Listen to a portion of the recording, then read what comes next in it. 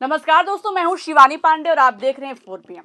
दोस्तों, इस वक्त जब मिडिल ईस्ट में तबाही मची हुई है, ईरान अपने दम पर अमेरिका, इजराइल समेत अरब देशों पर भारी पड़ता दिखाई दे रहा है। तो ऐसे वक्त में भारत के विश्व गुरु मौन साधने में लीन है और कुछ भी बोलने से घबरा रहे हैं।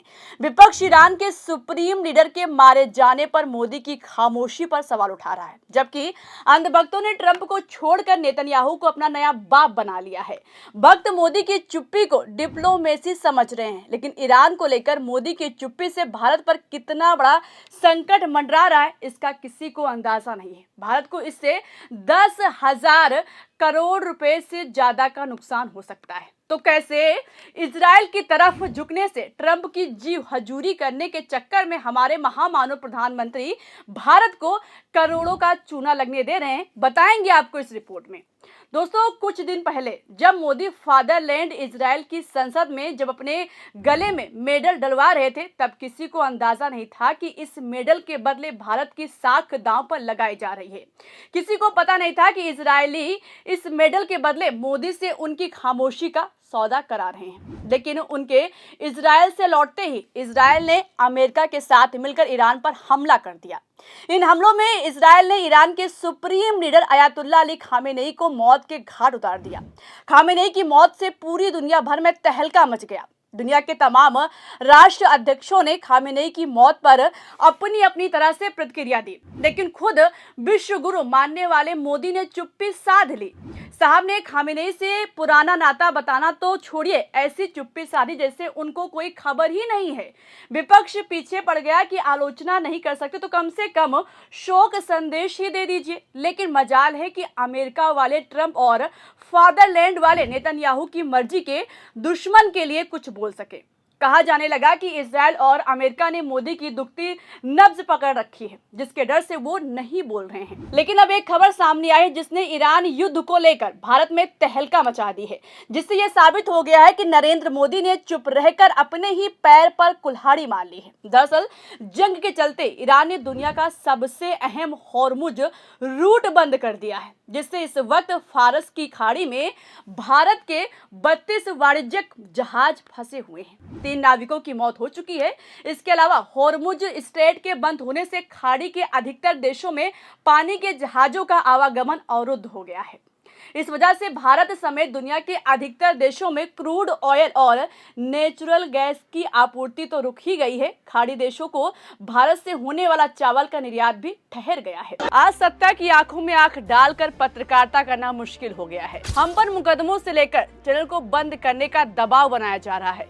मुश्किल दौर है, लेकिन हम हार नहीं मानेंगे। इसलिए 4 PM को ज्यादा से ज्यादा ज्वाइन करें और स्वतंत्र पत्रकारिता को जिंदा रखने के लिए जितना हो सके हमारा आर्थिक सहयोग करें। उम्मीद है कि आपके सपोर्ट से ये जंग भी हम जीत जाएंगे। हॉर्मुज जलद मरुमध्य में 10,000 करोड़ रुपए से अधिक की भारतीय जहाज रानी संपत्ति खतरे में है। इसके चलते भारतीय झंडे वाले 37 जहाज और उनमें सवार 1009 भारतीय नाविक वर्तमान में फारस की खाड़ी और ओमान की खाड़ी में फंसे हुए हैं। इन जहाजों में भारत के लिए जरूरी कच्चा तेल और LNG लदा हुआ है। इसके अलावा जहाजों पर काम करने वाले कम से कम 3 भारतीय नाविकों की मौत हो गई है, जबकि एक नाविक घायल है। स्थिति की गंभीरता को देखते हुए शिपिंग मंत्रालय ने एक क्विक रिस्पांस टीम बनाई है। ये टीम फंसे हुए नाविकों और उनके परिवारों की सहायता के लिए 24 घंटे काम करेगी। अब देखिए, बीजेपी IT सेल जो सोशल मीडिया पर बैठकर ये धारणा बनाने में लगी है कि मोदी के रहते भारत जंग से बचा हुआ है। उन्हें भारतीय नाविकों की कहानी भी जाननी चाहिए, जिनकी जान खतरे में है। उनको ये जानकारी होनी चाहिए कि वॉर रुकवाने में एक्सपर्ट मोदी अपने देश के जहाज छुड़वाने में नाकाम साबित हो रहे हैं। इस बीच भारत की विदेश नीति को शर्मसार करने वाली खबर सामने आई है। एक न्यूज रिपोर्ट के मुताबिक चीन और रूस से समर्थन मिलने की वजह से ईरान ने केवल चीनी और रूसी जहाजों को हॉर्मुज जलद मरुमध्य से गुजरने की अनुमति देने का फैसला कर लिया है। चीनी मीडिया की तरफ से भी इसको लेकर कहा जा रहा है कि ईरान ने घोषणा की है कि वो सिर्फ चीन को हॉर्मुज जलद मरुमध्य से गुजरने की अनुमति देगा। ये फैसला युद्ध के दौरान तेहरान के प्रति बीजिंग के समर्थन के आभार के रूप में लिया गया है। इस जलद मरुमध्य को बाकी सभी देशों के जहाजों के लिए पूरी तरह बंद कर दिया गया है। साफ चेतावनी दी गई है कि अगर कोई बिना अनुमति वहां से गुजरने की कोशिश करेगा तो ईरानी सेना सीधे उस पर हमला करेगी। वहीं एक दूसरी रिपोर्ट के मुताबिक Indian national ship owners association ने जहाजों की सुरक्षित आवाजाही के लिए सरकार से तुरंत मदद मांगी है, लेकिन मोदी सरकार कुछ नहीं कर पा रही है।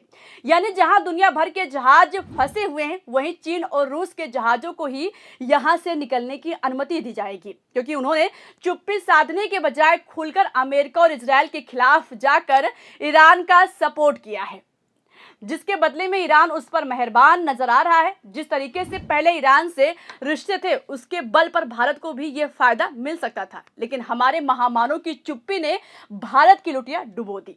इसको लेकर कांग्रेस से प्रवक्ता पवन खेड़ा ने 2 आर्टिकल शेयर करते हुए मोदी सरकार पर हमला बोला है।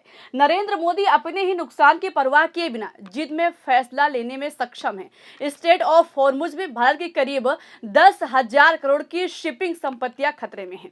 खेड़ा ने आगे लिखा कि Indian national ship owners association ने जहाजों की सुरक्षित आवाजाही के लिए सरकार से तुरंत मदद की मांग की है।